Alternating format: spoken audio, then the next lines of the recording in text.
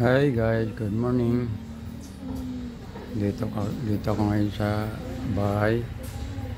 Ipakita ko lang sa inyo yung ginawa ko na DIY na charger. Itong DIY na ito mga guys.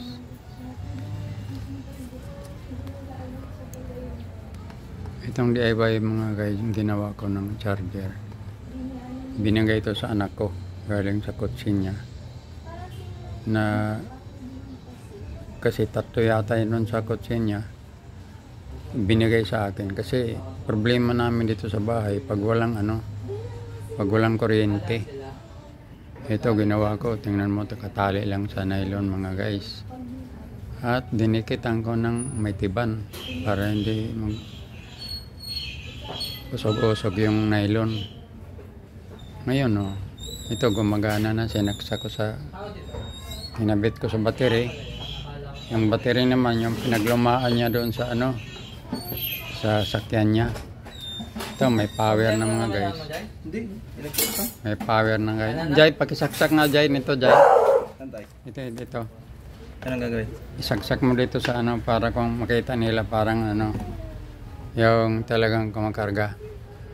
Kasi lang po, load ito, ito. Ayaw hindi. Yan mga guys. Yan. Patunayan niya na talagang kumakarga siya. Kaya lang ito, full ito. Kaya kung meron kayo dyan mga ganito, huwag kayo magproblema sa brand out, kasi gawin lang ninyong ganito. Kung may battery kayo na luma na pwede pa namang gumagana, pwede pa mag-charge, gumawa kayo ng ganito. Hindi na kaya mahirapan kung mag-burn out mga guys. Malakas charge. Kaya mga guys, huwag nyo itapon yung battery nyo na yung luma.